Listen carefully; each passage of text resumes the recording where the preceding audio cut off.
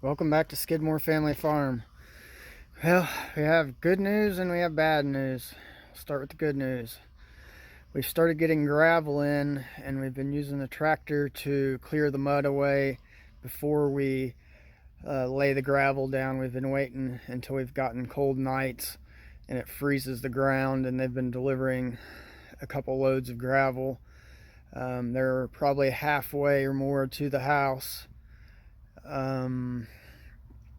But in the process of clearing the mud, we had a mishap with the tractor.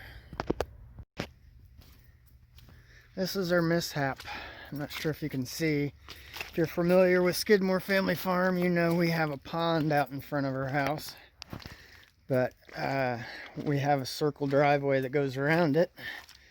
And the tractor got sucked in on the mud into the pond, all in one motion. I'm not sure if you guys can see this, but I tried to get it anchored off to my truck.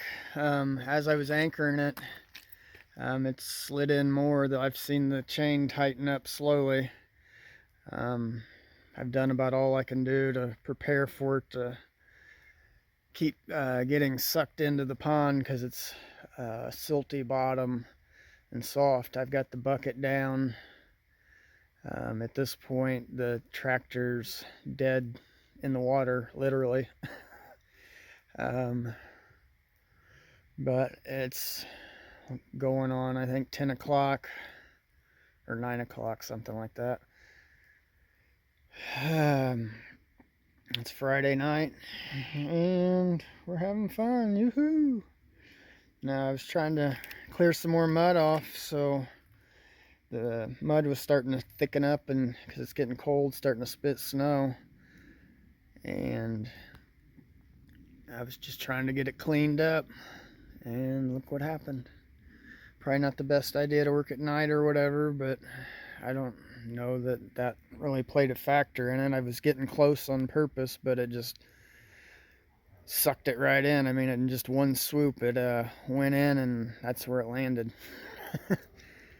And I've got Old Red over here, which is our flatbed 79 GMC 3500, anchored off to the bed just in case. I mean, I can't really pull any more chain slack out of it, but it is anchored off.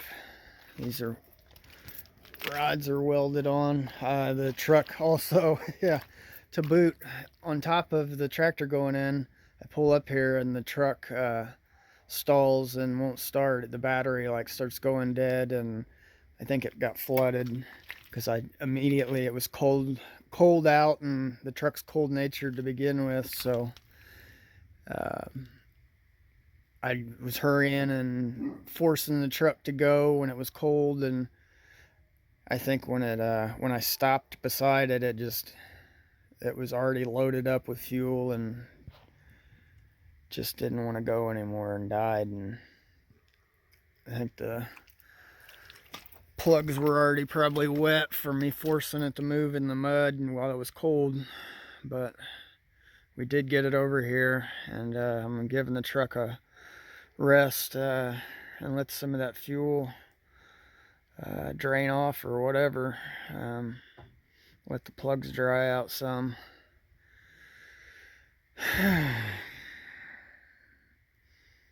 And to think, we moved here to have fun. Let's start a farm in Kentucky. But you can see, you can hear my boots, but these tires are, I think, about 50 inches tall, something like that. Veely, that's enough. I think the only thing that's keeping it really from going in is the fact that the blade is resting on the dirt on the bank, and then I dropped the bucket immediately as soon as it wasn't even done sliding down, and I was bringing the bucket down.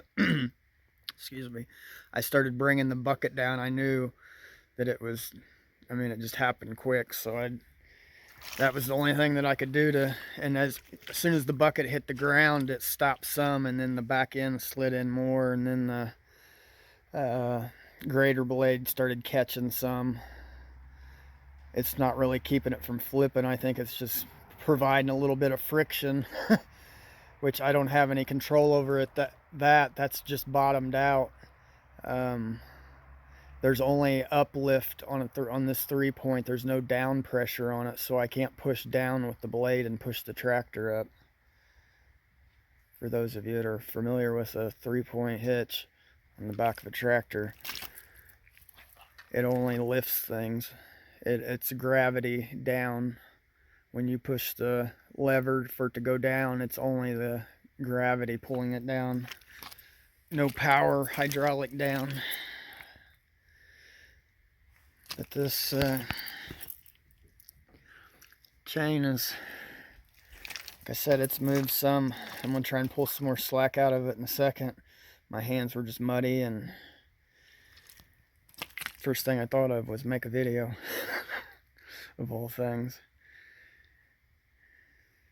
Probably not the brightest, but oh well. But we're going to shut you off, and I'm going to, like I said, tighten this up and try and get the truck running, and we'll get you updated here in just a second and see what happens.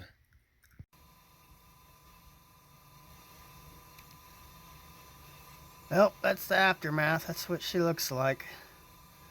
We're going to wait for the ground to freeze up, and it's snowed some, but it's not nearly frozen enough to have a wrecker or even to try and get another tractor in here. It's just a muddy mess. So it hasn't really moved since it slid off in the night, but I think we're just gonna let it ride for now and just leave it in there. It's not, the engine's not exposed to the water or anything that's could get water damage. It's mainly just the right side tire. So we're just gonna leave it as is until we can get somebody in here to help or figure something out.